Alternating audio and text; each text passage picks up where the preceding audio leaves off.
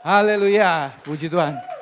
God is so good. Ya saudara, saudara siap diberkati pagi ini? Kita akan menerima double blessing saudara. Kalau saudara barusan mendengar betapa Tuhan mengasihi Aling dalam hal ini khususnya, saya percaya Tuhan yang sama mengasihi saudara dan saya. Dia Tuhan yang sama yang sanggup melakukan hal yang sama, bahkan lebih, buat memenuhi kepuasan saudara dan saya. Saudara, sebelum kita mendengarkan kabar baik, saya ajak saudara sama-sama kita berdoa. Terima kasih Tuhan Yesus buat pagi yang indah ini Tuhan. Kami mengucap syukur Tuhan, kalau kami masih didapati dalam keadaan sehat. Kami masih bisa melakukan aktivitas kami sendiri Tuhan. Puji nama Tuhan, kami mengucap syukur Tuhan buat kesehatan yang Kau berikan, buat keluarga yang Kau berikan, buat semua yang kami bisa rasakan nikmati bersama-sama. Mengucap syukur Tuhan, kalau pagi ini kami hadir di sini Tuhan, kami mau mendengarkan kabar baik daripadamu Tuhan. Karena kabar baik itu akan membebaskan kami, menyembuhkan kami, memulihkan kami. Dan semua keterikatan akan bebas jika kami mendengarkan kabar baik. Kabar tentang Tuhan Yesus yang sangat mengasihi kami.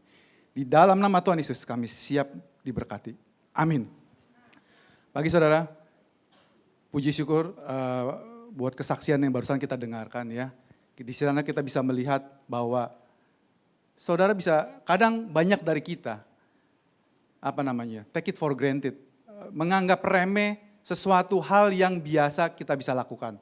Pakai kaos kaki mah biasa, semua orang bisa, bahkan anak SD pun memakai sendiri. Tapi buat orang-orang yang punya tantangan, saudara akan menyadari, saudara akan sangat bersyukur waktu saudara tidak bisa melakukannya dengan baik.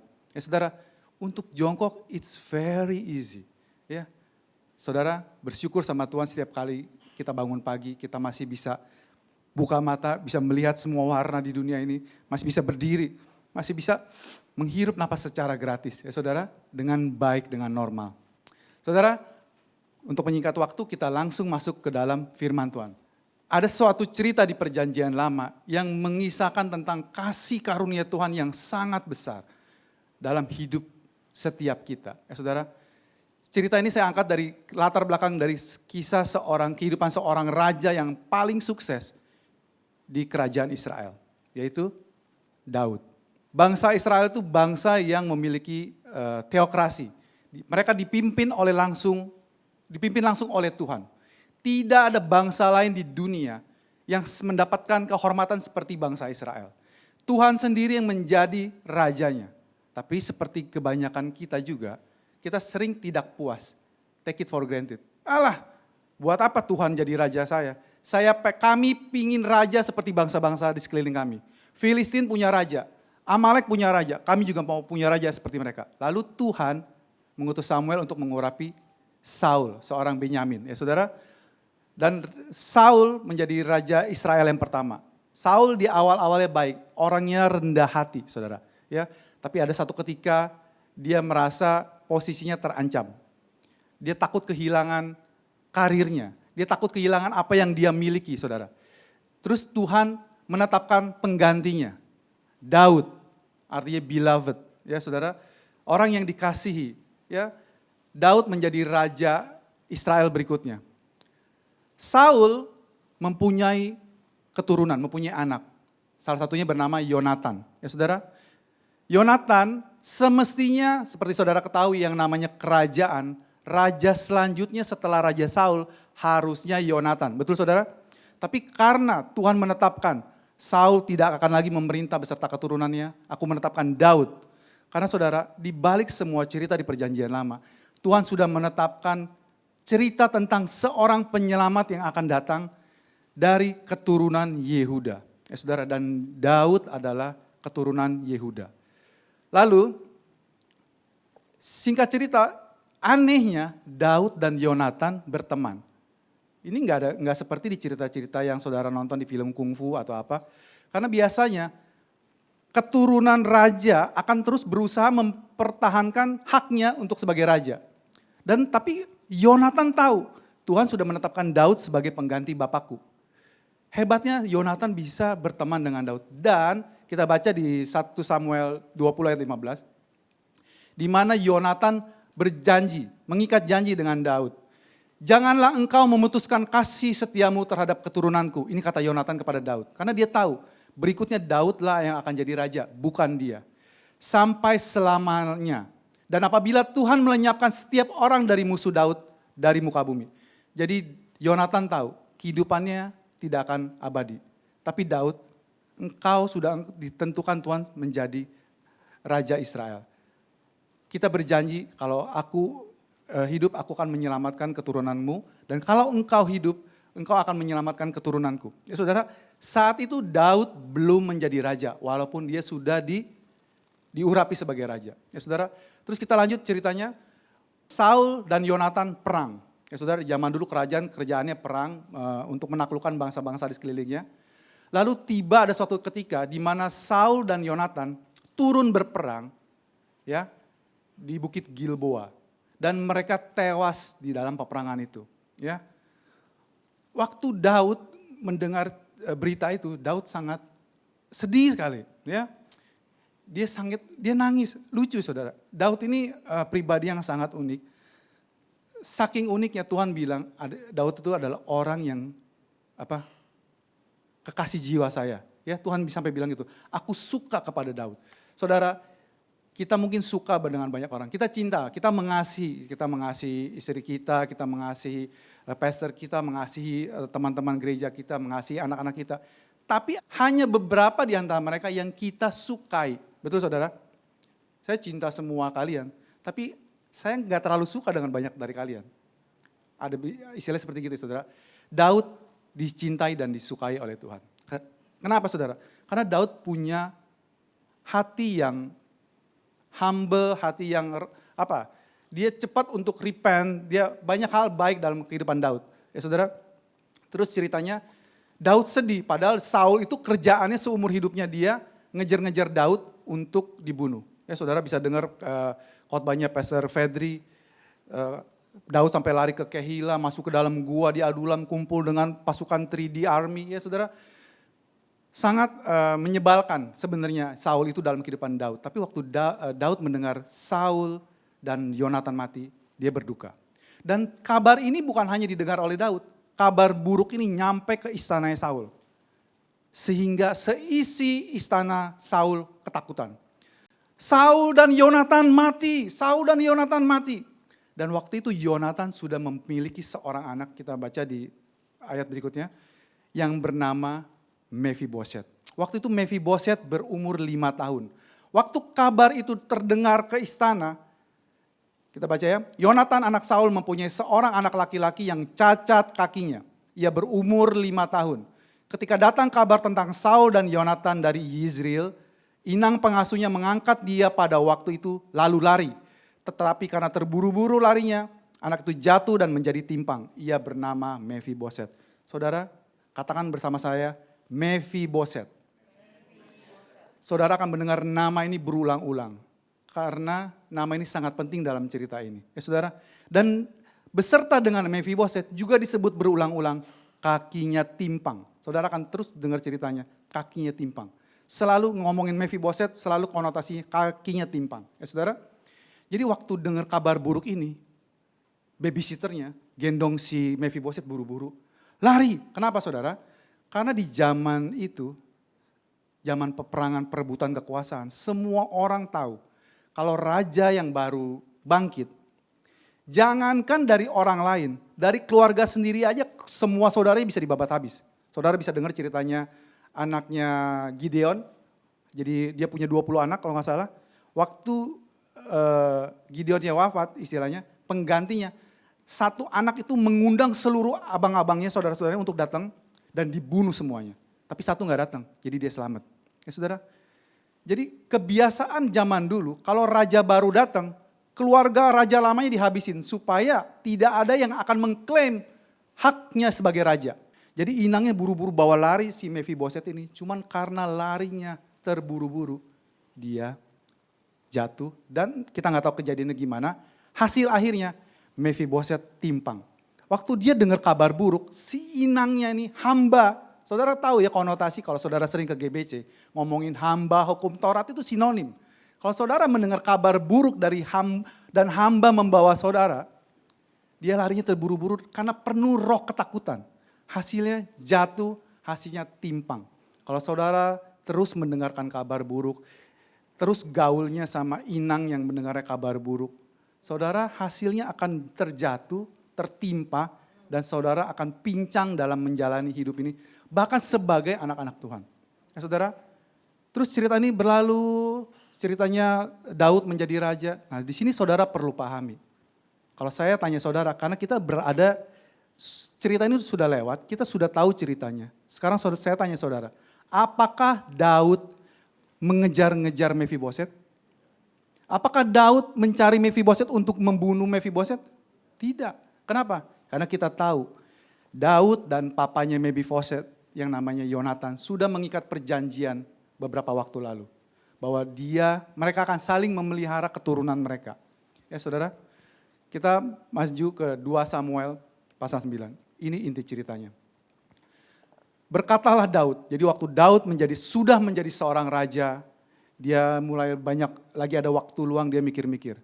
Berkatalah Daud, masih adakah orang yang tinggal dari keluarga Saul? Maka aku akan menunjukkan kasihku kepadanya oleh karena Yonatan. Saudara, Daud bilang, pertanyaan Daud ini juga sedikit aneh kalau buat raja-raja lain. Masih adakah orang yang tinggal dari keluarga Saul? Biasanya kalau raja nanya begitu, tujuannya ngapain saudara? Tak habisin sekalian, biar tidak ada akar-akar sisa. Tapi kita tahu di ayat 1 ini, aku akan menunjukkan kasihku kepadanya oleh karena Yonatan. Bukan karena Mefibosetnya saudara, tapi karena Yonatan, karena perjanjian yang Daud buat dengan bapaknya si Yonatan. Adapun keluarga Saul mempunyai seorang hamba yang bernama Ziba. Ia dipanggil menghadap Daud. Lalu raja bertanya kepadanya, engkaukah Ziba? Jawabnya, hamba tuanku. Kemudian berkatalah raja, tidak adakah lagi orang yang tinggal dari keluarga Saul? Aku hendak menunjukkan kasihku kepada, iya. Ada seorang anak laki-laki Yonatan yang cacat kakinya. Diulang lagi saudara, ada anak laki-laki Yonatan cacat kakinya. Tanya dia kepadanya, di manakah dia? Ya saudara, di mana dia? Daud benar-benar pengen tahu. Jawab Ziba kepada raja. Dia ada di rumah Makir bin Amil di Lodebar. Saudara, Lodebar itu berarti tidak ada davar, tidak ada firman, tidak ada pasture, tidak ada makanan. Saudara, ini sebenarnya agak ironi saudara. Daud yang berasal dari Bethlehem. Bethlehem saudara tahu artinya kan? Bethlehem, rumah roti.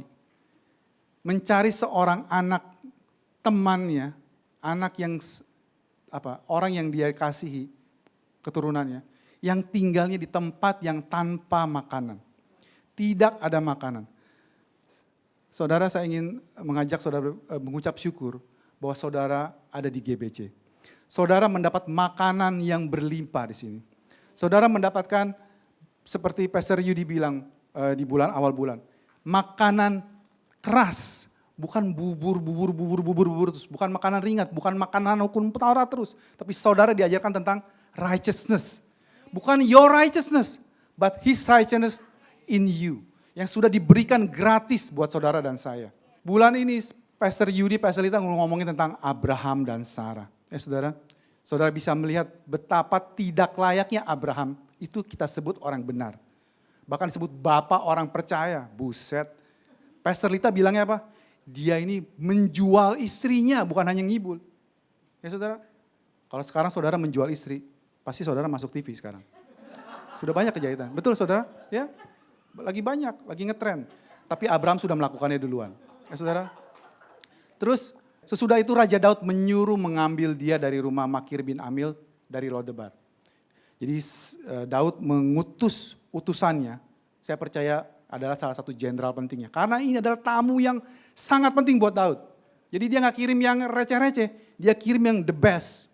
Dan saya percaya yang dikirim adalah Yoab, panglimanya. Jadi waktu dia datang ke rumahnya Mefiboset, saudara mesti bayangkan apa yang Mefiboset pikirkan seumur hidupnya. Dia mendengar seumur hidupnya, Daud itu musuhnya engkong kamu. Engkong kamu berusaha bunuh Daud. Daud itu yang mengambil haknya kamu. Mestinya kamu anak raja, tapi Daud sekarang yang jadi raja. Hati-hati kamu harus sembunyi dari Daud, karena kalau kamu ketemu Daud, kamu pasti dibunuh. Dan saudara bisa perhatikan suatu hari ada seseorang datang ke rumahnya tempat Mephiboset bersembunyi. Lalu berteriak, Mephiboset! Mati gua, kata dia. Ya, sama waktu seperti saudara sebelum terima Tuhan Yesus. Saudara mungkin dengar, buat saudara yang sedang mendengarkan di luar sana. Mungkin saudara pernah atau sering mendengar tentang Tuhan yang adil dan benar.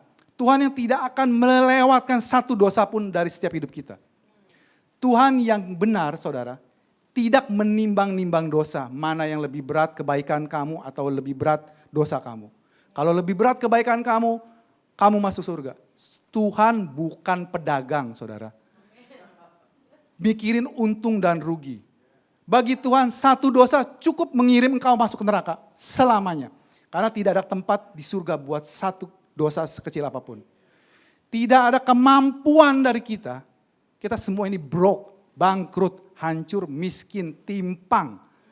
Hari ini topiknya pas banget, timpang, lumpuh, gak bisa berjalan.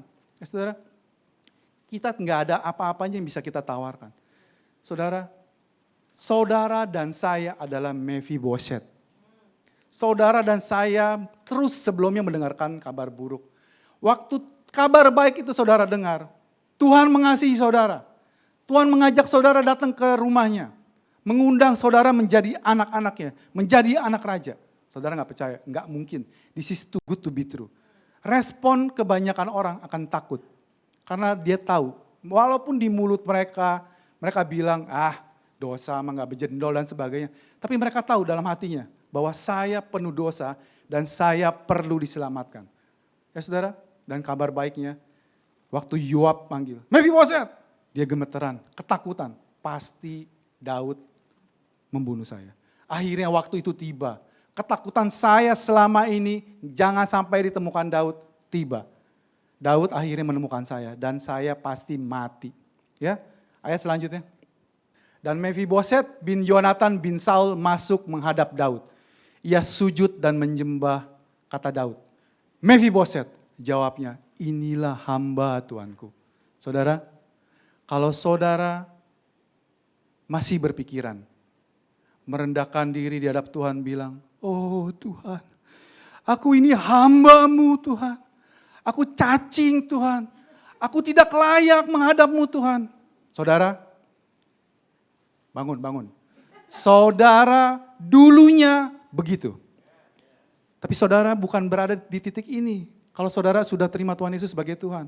Saudara ada di titik selanjutnya. Lanjut, ayat berikutnya. Kemudian berkatalah Daud kepadanya, janganlah takut. Jangan takut. Sebab aku pasti akan menunjukkan kasihku kepadamu. Dan oleh karena Yonatan ayahmu. Diingetin terus, bukan karena kamu, Boset. Karena bapakmu katanya. Aku udah janji. Aku akan mengembalikan segala ladang milik Saul, nenekmu. Dan kau akan tetap makan sehidangan dengan aku. Saudara, waktu kita si miskin, si timpang, si cacat, Mephiboset. Menghadap Tuhan Yesus. Menerima panggilan dia, menerima undangan dia. Saudara, kita diangkat sebagai raja. Terus apa yang Mephiboset alami saudara? Dia mengalami grace upon grace. Yang pertama apa? Aku akan mengembalikan semua hak milik kamu, ladangmu. Saudara bisa bayangkan, mantan raja itu tanahnya seperti apa? Ya saudara, kita bisa lihat di kita lah negara yang ya nggak terlalu dibilang negara maju kan, belum bisa negara maju. Mantan presidennya aja tanahnya segambreng-gambreng. Ya saudara, jangankan mantan presiden, mantan wakil presiden aja kaya raya. Ini bayangkan si Saul, pasti hartanya di mana-mana. Dan aku akan mengembalikan semua itu milikmu kepada kamu. Saudara bisa bayangkan Saul punya istri berapa, anak berapa, cucu berapa. Tapi sekarang pewarisnya cuma satu, si Mephiboset. Pasti kaya raya. Terus bukan hanya itu, ini yang lebih penting saudara. Engkau akan terus sehidangan semeja dengan aku seumur hidup kamu. Saya ajak saudara sedikit berfantasi. Ada meja besar sudah disiapkan. Raja Daud duduk di ujung, ya. Di sebelah kirinya Batsheba. Di sebelah kanannya Salomo. Di sebelah situ istri siapa yang lain? Yang lain, mejanya panjang ya saudara. Si Daud punya istri banyak ya, anaknya juga banyak. Jejer semua. Yoab duduk juga di sana, ya. Tapi ada satu kursi kosong di ujung. Semua udah pada mau makan, terutama yang anak-anak. Daud bilang, jangan makan dulu. Tunggu sebentar. Terus kita dengar suara langkah. Cekrek. Cekrek. Cekrek. Yang udah lapar tuh kesel banget sama orang ini, ya. Kita tahu yang datang adalah Mephibosheth. Karena dia pakai tongkat. Jalannya pelan-pelan. Ya, zaman dulu belum ada stroller roda ya saudara. Jadi dia pakai tongkat dan kecer. Begitu semua duduk, Daud bilang, hidangan silakan disantap. Saudara bisa bayangkan gak? Apa yang Mephibosheth pikirkan? Apa yang Mephibosheth rasakan? Orang yang sampah, orang yang tidak layak, orang yang dia pikir seumur hidup dia penuh kutukan. Seumur hidup dia pikir Tuhan marah sama saya jadi timpang gara-gara Daud, si rese itu. Ya. Tapi saat ini dia merasakan, menerima sesuatu yang bahkan tidak pernah dia bayangkan. Ya, jauh sekali terbalik. Ya saudara, lalu sujudlah Mephibosheth dan berkata, apakah hambamu ini sehingga engkau menghiraukan anjing mati seperti aku? Mephibosheth, saudara bisa lihat betapa dia menilai diri dia. By the way, arti Mephibosheth adalah dari mulutnya keluar malu. Sebenarnya unik saudara, papanya kasih nama dia itu bukan Mephibosheth. Kalau saudara baca, papanya kasih nama dia itu Meribal, artinya penghancur Baal. Sebenarnya champion ya. Tapi tiba-tiba nama dia tuh jadi Mephibosheth somehow. Mungkin sejak dia timpang, sejak saat itu dia kerjanya mengutuk mulu mungkin. Apes nih hidup gua. Why Lord? Gitu mungkin seumur hidupnya. Mengapa engkau menghiraukan aku seperti anjing mati? Saudara, kalau saudara dengar anjing, saudara jangan bayangkan seperti Cooper di rumahnya Cilita, atau anjingnya si Edria yang difoto bareng. Gak seperti itu. Anjing zamannya Israel benar-benar binatang yang rendah saudara. Semua konotasi ngomongin anjing itu gak pernah ada yang anjing duduk mah sama saya, seranjang sama saya. Gak ada saudara. Ya saudara. Dan dia bahkan nambahin anjing mati. Wah udah lebih ampas lagi saudara. Ya. Lalu raja memanggil Ziba. Hamba Saul itu. Wah ini saya senang banget. Roh Kudus selalu menekankan posisi hamba. Ziba hamba. Lalu berkata kepadanya, segala sesuatu yang adalah milik Saul dan milik seluruh keluarganya, kuberikan kepada cucu tuanmu itu. Seperti yang kita bilang tadi ya saudara. Jadi Ziba dikasih perintah, hamba dikasih perintah untuk melayani tuannya. Jadi kalau saudara saat ini yang anak-anak Tuhan masih memiliki mental hamba, hari ini hari pertobatan buat saudara.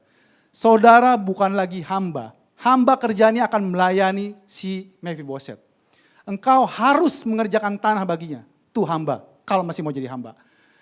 Anak-anakmu dan hamba-hambamu harus membawa masuk tuayannya. Supaya cucu tuanmu itu ada makanannya. Mephibosheth, cucu tuanmu itu ditekankan lagi kepada si Ziba hambanya. Mephibosheth itu cucunya bos kamu tahu nggak? Kamu terus melayani dia.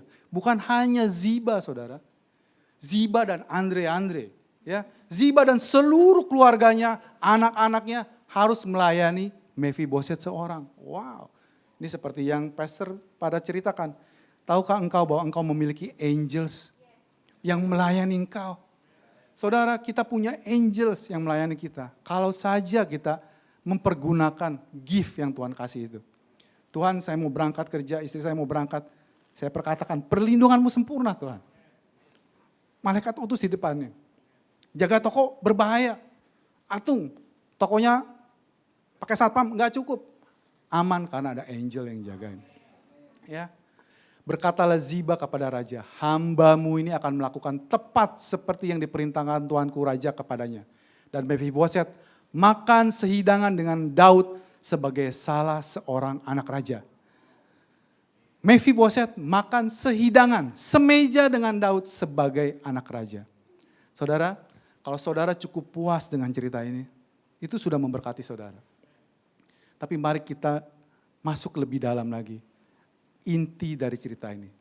Saudara, Paulus memberikan kita, seperti Pastor Yudi katakan di awal bulan, memberikan kita hak kosher untuk menerjemahkan cerita khususnya di perjanjian lama. Ya, menjadi tipologi akan suatu hal yang lain. Kalau kita di Galatia 4 diingatkan bahwa waktu Paulus cerita tentang Hagar dan Sarah, dia bercerita tentang perjanjian lama, perjanjian baru, dia bercerita tentang gunung Sinai dengan Bukit Sion. Ya, saudara, demikian juga di cerita ini. Saya mulai dari Saul. Saul adalah melambangkan manusia. Dalam hal ini kita pilih si Adam, ya saudara. Dan keturunannya yang akan lahir dari manusia Adam, sebagai Adam kedua adalah Yonatan. Yang Yonatan adalah menggambarkan Yesus Kristus. Dalam hal ini, Daud bertindak sebagai Allah Bapa. Ya saudara. Jadi, dan Mephiboset seperti kita bilang tadi adalah kita. Ya. Kenapa Saul adalah Adam? Karena Saul kehilangan haknya.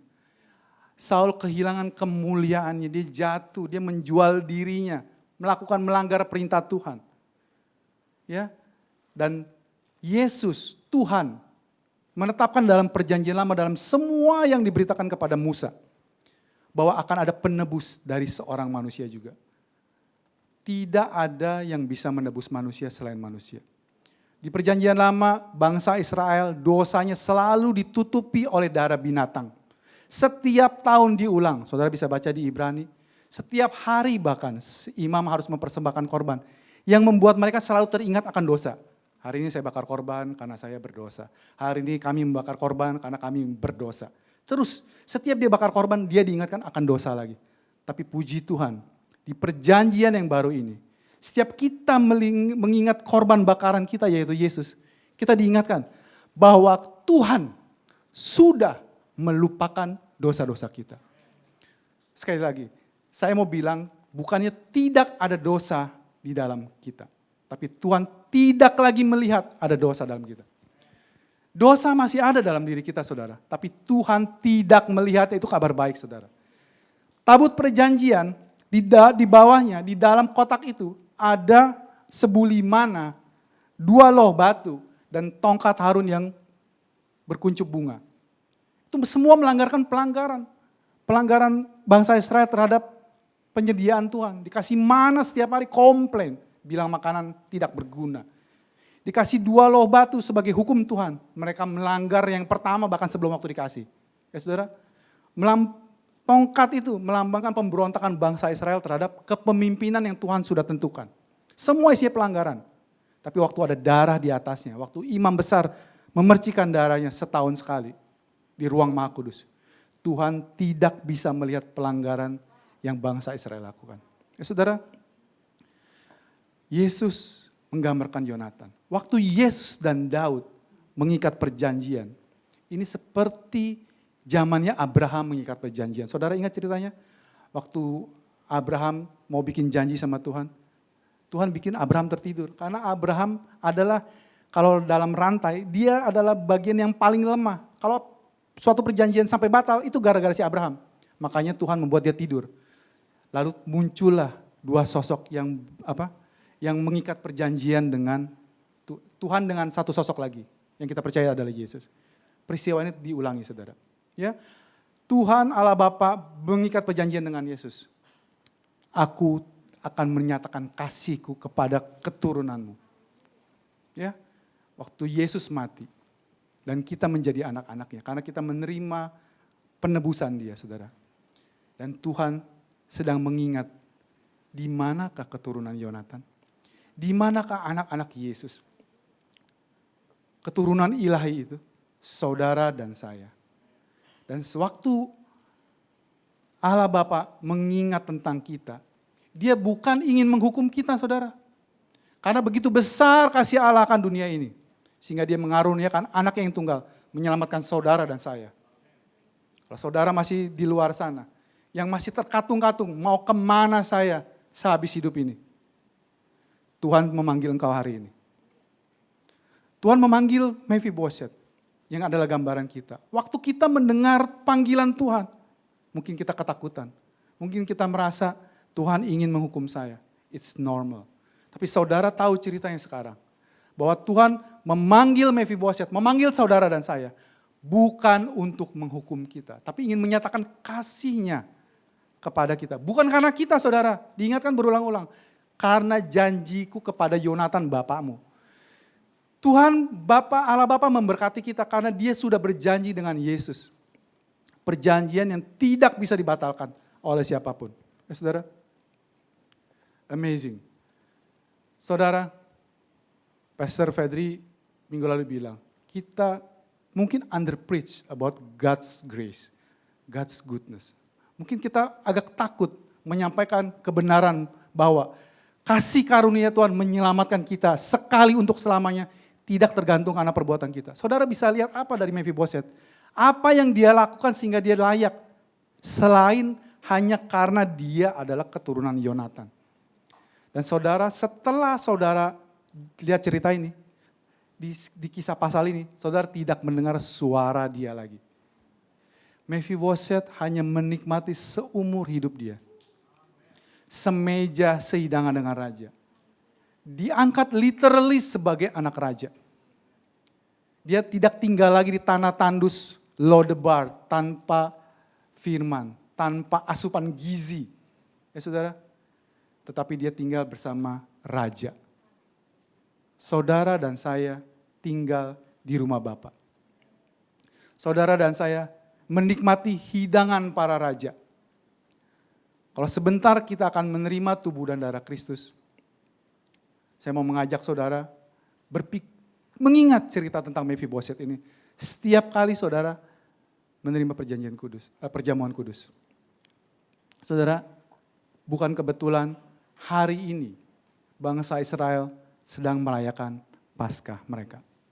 Tapi Paskah mereka di perjanjian lama adalah pembebasan mereka dari perbudakan bangsa Israel. Dan Tuhan berjanji kepada Musa bahwa akan ada seorang dari keturunanmu, dari tengah-tengah saudaramu akan bangkit, yang akan melakukan pembebasan yang lebih besar dari apa yang Musa lakukan. Dan itu melalui Yesus Kristus. Yesus Kristus datang membebaskan seluruh umat manusia, bukan hanya bangsa Israel.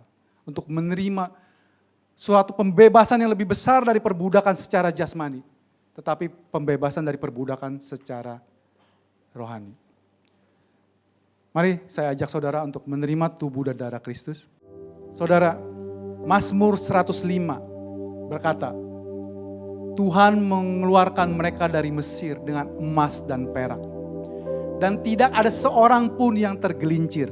Bahasa Indonesianya gitu saudara. Tapi dalam bahasa aslinya, tidak ada seorang pun yang lemah. Saudara, saya percaya, kita semua percaya, waktu di malam Paskah, di malam terakhir, besok pagi kita akan berangkat keluar dari Mesir. Malam ini Musa menyuruh seluruh bangsa Israel membakar seekor anak domba. Satu domba untuk satu keluarga. Kalau domba ini terlalu besar, kamu bisa mengajak keluarga lainnya. Dan keesokan harinya ketika mereka keluar dari Mesir, tidak ada seorang pun yang lemah. Saya percaya yang tadinya timpang waktu dia makan kaki domba, kakinya menjadi pulih. Yang matanya terganggu, dia makan matanya domba, matanya menjadi cerah kembali. Yang sakit, saudara mungkin bisa mendengar ini pada cerita-cerita suku-suku asing yang orang makan jantungnya supaya dia memperoleh kehidupan. Orang makan, saya percaya saudara, ada hal-hal yang spiritual terjadi waktu bangsa Israel melakukan ini. Dan ini cerita ini diturunkan turun-temurun dan terjadi deviasi saudara. Yang saudara dengar sekarang. Saat ini saudara, setiap saudara menerima tubuh dan darah Kristus, saudara ingat cerita tentang Mephibosheth. Bahwa saudara yang tadinya tidak layak, sekarang dilayakkan untuk menerima undangan raja. Saudara menerima tubuh dan darah Kristus, tidak semua bahkan anak-anak Tuhan menerimanya setiap minggu. Sesering yang bisa kita terima. Mari saudara, saya ajak saudara mengangkat tubuh Kristus. Terima kasih Tuhan Yesus buat tubuhmu yang sudah dipecahkan bagi saya Tuhan. Engkau disakiti, Engkau dilukai, Engkau diludahi, Engkau dimakatai duri, Engkau dicambuk Tuhan. Engkau mengalami siksaan yang tidak pernah orang terima Tuhan. Dan Engkau rela menerimanya demi saya. Terima kasih Tuhan Yesus. Buat tubuhmu yang sudah dipecahkan. Supaya kami memperoleh pemulihan total. Supaya kami memperoleh kesembuhan. Supaya pikiran kami dibebaskan dari rasa takut kami. Pemikiran yang salah terhadap Engkau. Yang kami pikir Engkau mencari-cari kesalahan kami. Engkau menghukum kami karena dosa-dosa kami. Atau bahkan dosa orang tua kami. Terima kasih Tuhan Yesus. Sungguh Engkau baik. Kami mau terima Tuhan. Tubuhmu yang sudah dipecahkan. Dengan penuh ucapan syukur di dalam nama Tuhan Yesus. Mari kita makan saudara.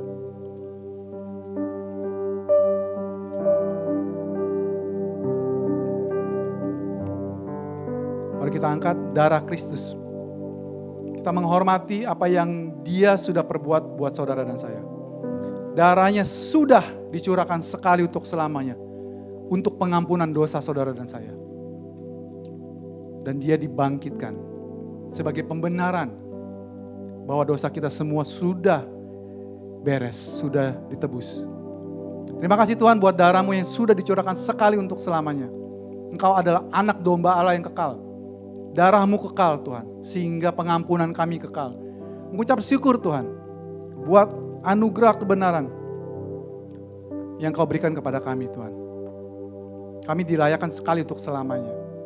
Dan bukan hanya itu saja. Darah-Mu Tuhan membungkus seluruh keluarga kami. Kami adalah orang-orang yang diberkati. Kami adalah orang-orang yang dilindungi dari serangan yang iblis sudah siapkan. Kami bisa melihat dengan mata kami di kiri dan kanan kami terjatuh. Tapi tidak akan menimpa kami. Terima kasih Tuhan Yesus untuk penebusan darah-Mu sekali untuk selamanya. Kami terima dengan penuh ucapan syukur hanya di dalam nama Tuhan Yesus. Terima kasih Tuhan Yesus buat tubuh-Mu dan darah-Mu yang menyatu dengan tubuh dan darah kami. Kami di dalam Engkau dan Engkau di dalam kami Tuhan. Kami adalah anak-anak raja sekarang Tuhan. Kami adalah orang-orang yang diberkati, orang-orang yang diampuni, orang-orang yang dipulihkan. Bukan hanya kesehatan kami yang dipulihkan Tuhan. Bahkan semua belongings kami, semua yang menjadi hak kami dikembalikan kepada kami pada saat kami menyadari bahwa status kami sudah di-restore, status kami sudah dipulihkan sekali untuk selamanya. Bersyukur Tuhan bahwa Engkau adalah Daud kami, bahwa Engkau mengikat perjanjian dengan Tuhan Yesus, bahwa Engkau akan memelihara kami, memberkati kami selama-lamanya, bukan karena kami Tuhan, bukan karena perbuatan kami, tapi hanya oleh karena kasih karunia-Mu Tuhan. Jika di sini ada yang mendengar siaran ini, mendengarkan kabar baik ini, dan engkau belum pernah memutuskan menyerahkan hidupmu, datang kepada panggilannya yang ajaib, menyerahkan dirimu kepada Tuhan Yesus yang sudah menyelamatkan engkau. Saya ajak saudara untuk sama-sama berdoa. Terima kasih Tuhan Yesus buat kabar baik yang saya dengar pagi ini. Sekarang saya tahu Tuhan, Engkau datang kepada saya bukan untuk mencari kesalahan saya, tetapi untuk menyelamatkan saya. Saya mau Tuhan menerima keselamatan yang daripadamu. Saya mengaku Engkau adalah Tuhan dan Juru Selamat pribadi saya. Engkau sudah mati, dikuburkan dan bangkit pada hari ketiga. Dan Engkau naik ke surga Tuhan. Menyiapkan tempat buat saya. Saya adalah ciptaan yang baru. Jika saudara sudah berdoa seperti itu, selamat. Engkau adalah Mephiboset yang diundang ke meja raja. Menjadi bagian dari anak-anak raja. Terus datang mendengarkan kabar baik. Bukan kabar-kabar buruk yang membuat engkau jatuh dan timpang dan ketakutan. Terus datang. Terima kasih Tuhan Yesus. Dan saya berdoa saat ini buat semua saudara yang ingin memberikan persembahan juga. Saudara bisa melakukannya, saudara bisa transfer. Kami akan menyediakan nanti ke depannya QR code yang di depan akan ditayangkan. Memberikan kepada Tuhan, mengembalikan kepada Tuhan adalah wujud ucapan syukur kita Betapa kita menghargai apa yang Tuhan sudah berikan kepada kita. Betapa Dia mengasihi kita. Betapa kita mengetahui bahwa semua hanya karena pemberian-Mu Tuhan. Terima kasih Tuhan buat tangan-tangan yang memberi. Berdoa Tuhan, Engkau mengembalikan, melipat gandakan, memelihara semua yang Engkau sudah titipkan kepada mereka. Tidak ada belalang yang melahapnya. Terima kasih Tuhan Yesus. Saudara-saudara, angkat kedua tanganmu, kita akan mengakhiri ibadah ini. Pulanglah dengan damai sejahtera yang Tuhan Yesus berikan. Pemeliharaan, perlindungan, kesehatan, semua yang terbaik dari surga yang Aba Bapa berikan buat engkau. Tuhan melindungi keluargamu. Setiap engkau pergi, pulang, keluar, masuk. Apapun yang engkau lakukan, Dia buat menjadi berhasil. Hanya karena perjanjiannya dengan Yesus. Terima kasih Tuhan Yesus memberkati jemaatmu di tempat ini Tuhan. Pulanglah dengan damai sejahtera Allah, penyertaan Roh Kudus, perlindungan Tuhan Yesus, kasih setianya, damai sukacitanya, menyertai engkau mulai hari ini sampai selama-lamanya. Tuhan Yesus memberkati. God bless you. Selamat hari Minggu. Tuhan Yesus memberkati.